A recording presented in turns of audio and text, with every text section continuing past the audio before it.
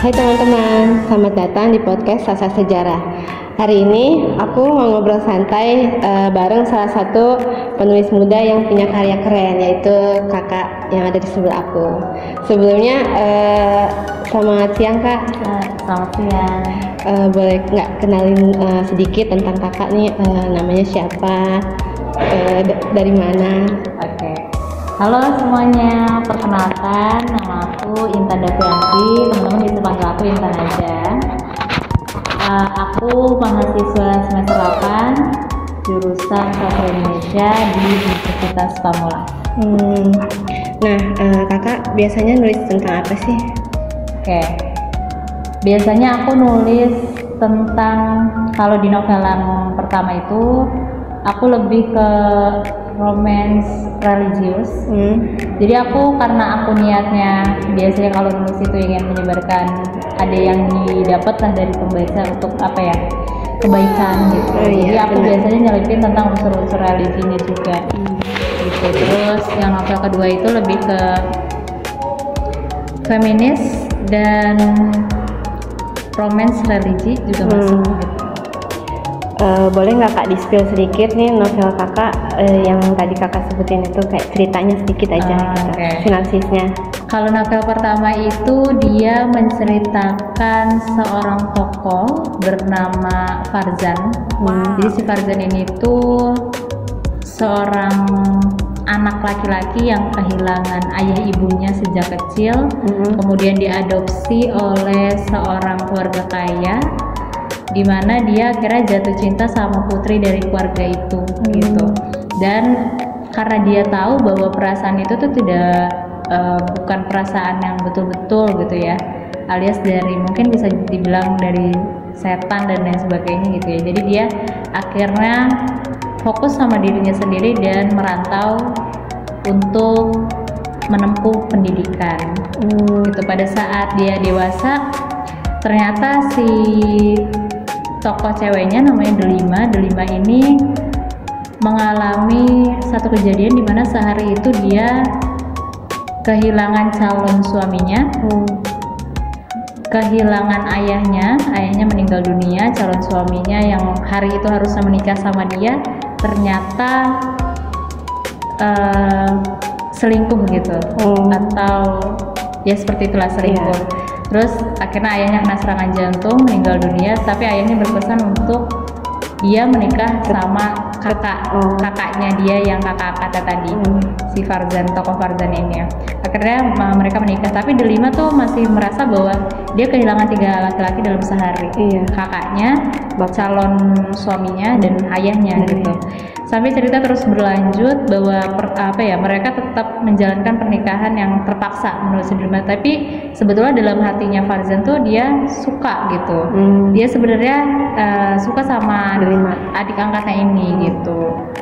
Sampai cerita terus berlanjut, aku masukin unsur-unsur yang seperti tadi, yang kayak unsur-unsur dunia malam, kemudian juga ada bagian teater, karena aku kebetulan pada saat tulis novel itu aku sedang menjadi relawan di salah satu teater. Terus juga unsur-unsur yang seperti itu yang aku masukin sampai akhirnya nanti ending gitu. Kalau di novel kedua sendiri itu dia menceritakan tentang seorang perempuan yang dimana dia masih sama, dia mengalami kejadian yang sangat pahit. Dalam sehari dia kehilangan reputasi ketenaran, dimana dia kan adalah seorang selebriti media sosial lah gitu.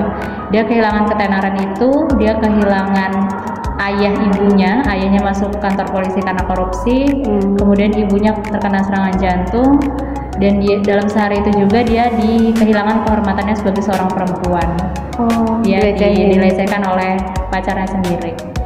Jadi itu dalam sehari dia kehilangan semuanya, harta, orang tua, sahabat, semuanya, sampai akhirnya dia menjalani kehidupan, kan judulnya Separuh Sayap Bercorak ya. Dia benar-benar menjalani kehidupan dengan separuh sayapnya aja gitu. Jadi melanjutkan hidup aja gitu ya. Iya, sampai akhirnya ada seorang dokter yang, makanya beli ya nanti. Ya guys, nanti kita harus beli dalam kakaknya. Iya, biar lebih tahu lebih lanjut gitu ya. Selanjutnya nih Kak, kira-kira karakter yang tadi Kakak sebutin tuh atau ceritanya yang tadi Kakak ceritain terinspirasi dari pengalaman pribadi kah atau orang sekitar Kakak? Dua-duanya. Oh, dua-duanya. Jadi ada yang aku tuangkan itu dari pengalaman pribadiku, ada yang dari orang sekitarku, ada yang dari lingkungan di sekitar kita gitu. Jadi macam-macam lah gitu. Nah, terus kita beralih ke sejarahnya nih teman-teman. Walaupun nggak ngomongin sejarah secara langsung ya, menurut Kakak pribadi nih, seorang penulis tuh harus peka nggak sih sama kondisi sosial atau kayak kondisi zaman sekarang ini? Harus, karena seorang penulis itu dia cermin.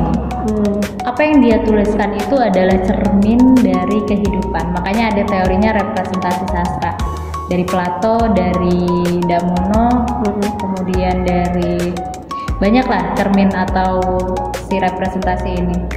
Jadi apa yang ditulis pengarang itu merupakan representasi dari kehidupan sosial kita. Makanya kenapa kadang kita menemukan di karya sastra itu, oh iya ini terjadi di kita. Misalkan kayak Bumi Manusia menceritakan tentang Hindia Belanda pada saat menjajah kita. Kemudian juga misalkan Eka Kurniawan Cantik Itu Luka, itu juga masih zaman penjajahan dan kolonial dan juga Jepang. Terus banyak ya novel-novel yang sebetulnya itu tuh adalah sejarah atau merepresentasikan apa yang sebenarnya terjadi pada saat itu.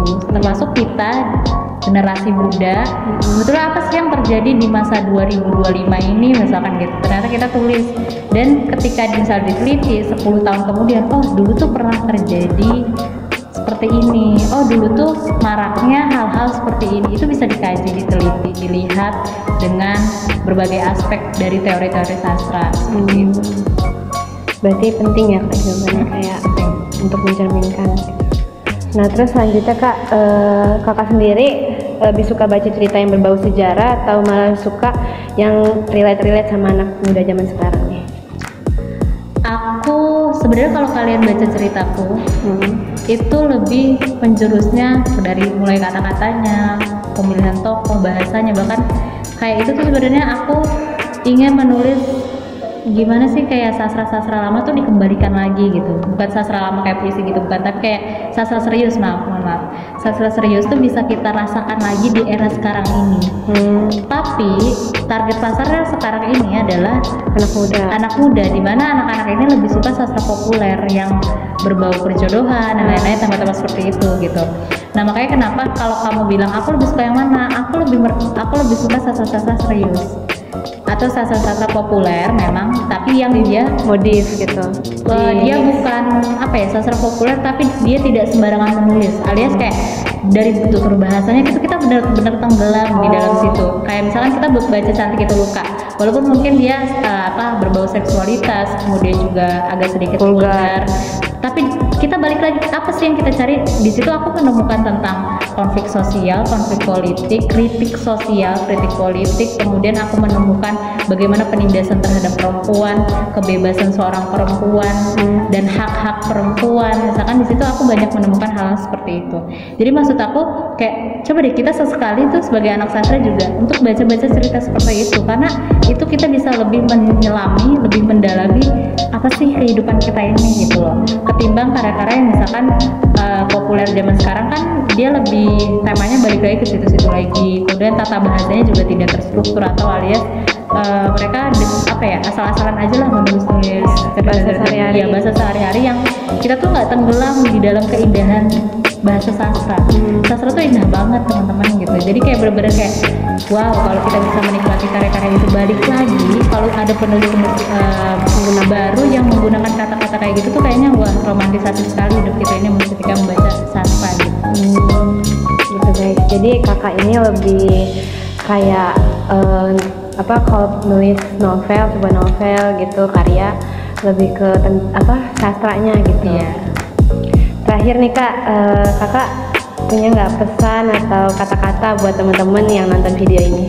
Oke, pesannya adalah jangan takut untuk menulis, tuangkan aja apa yang kalian pikirkan karena kita diberikan kebebasan untuk itu. Kemudian dengan menulis kalian tidak akan hilang, nama kalian akan harum, akan dikenal, nama kalian akan terus diingat dan tidak pernah akan mati walaupun jasad kalian sudah tidak ada. Gitu aja Kak. Terima kasih sebelumnya buat waktunya, pertanyaan-pertanyaan yang dijawab. Di lain kesempatan ya Kak. Ya, saya selalu ya. Sama-sama Kak juga. Dadah.